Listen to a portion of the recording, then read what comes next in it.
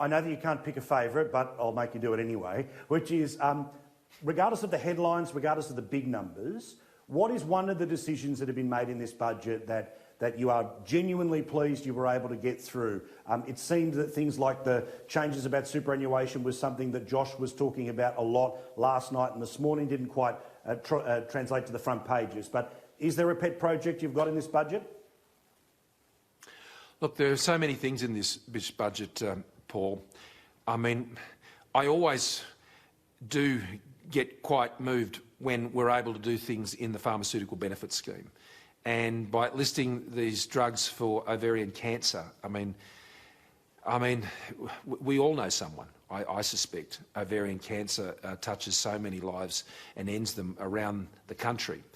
And the fact that we can do that in the middle of a COVID-19 recession, I think says a lot about us as Australians, and it says a lot about what we prioritise as a government. Yep, we've got to do all these things which we've talked about, the tax cuts and bring forward investment and all of these things, the infrastructure, that's all true. But the essential services that Australians rely on each and every day, and if you've got ovarian cancer, that is a game changer for you, a drug that costs about $140,000. And if you're not a concession card holder, it'll cost you around $41 and about, I think, $6.60 if you have the concession card. I mean, that's important. The other one, I mean, there's about $100 million for veterans, and I know that would be really important to you, Paul, and continue to deal with the challenges there, the money we're putting into mental health.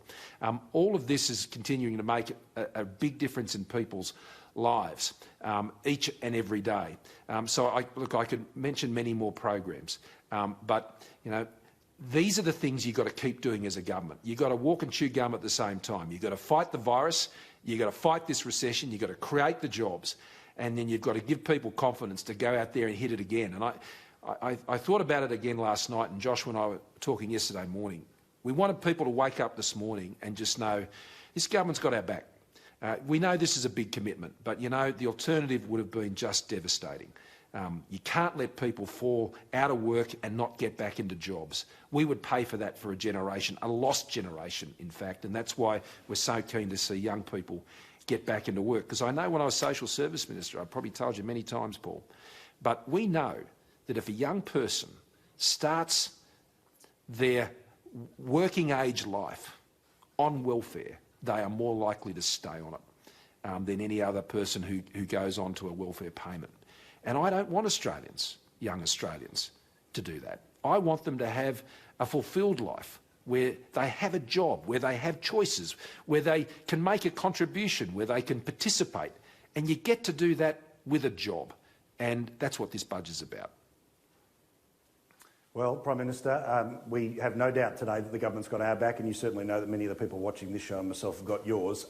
Thank you also about the ovarian cancer stuff. It's how we lost my wife's mum, beautiful Noni, 10 years ago, so well and truly something that we noticed in the budget, and plenty of families who are fighting that battle. There's lots of those things that go onto the PBS that I always think are the great mark of our country, the safety net, and trying to make those drugs as affordable as possible. $1 trillion debt. Paul, that reminds me of another thing in this budget. Sorry, another thing in this budget, which wouldn't have got a lot of publicity. The for sufferers from thalidomide. We're writing that wrong in this budget. There's some $45 million in this budget to support those who are affected by this. It happened many years ago, and they live with it each and every day. And I've met many of the sufferers from that. And we're writing that wrong in this budget. We haven't, you know, made a big deal about it, but I know it's going to be a big deal to them, and I'm so pleased we're able to do that. Good man. So as I say, you know, $1 trillion debt, there'll be people watching, and certainly if we had had this conversation 2 years ago about what the budget would be in 2 years, both of us would have got no chance. Have we fired every shot? Is this every silver bullet's been fired out of the cannon at once? Well, we've certainly thrown everything at this, and we have to in this budget. And this is the most important one to make these investments that we're doing to get Australia out of this COVID recession and to create the jobs and build our economy back for the future. That's certainly the case. But we came into this, Paul, with a balanced budget, having seen the economy generate 1.5 million jobs since we were first elected and a AAA credit rating. And that gave us the firepower to deal with this, whether it was JobKeeper at the start or indeed this budget. And we will continue to, deal with the information and deal with the situation as we find it. But in each of these decisions, I think Australians have seen us on every occasion stump up to do what's best for them, their families, for their jobs and their futures. So, look, we will continue to do what is necessary, but we believe that the plan that we've put into this budget will enable Australians to get back up on their feet. I know they're working hard to do that. This is a budget that I think matches the spirit of Australians that they've shown during this very difficult time. And we're meeting their mark. They've said it, and we will meet it, and we'll walk this journey with them.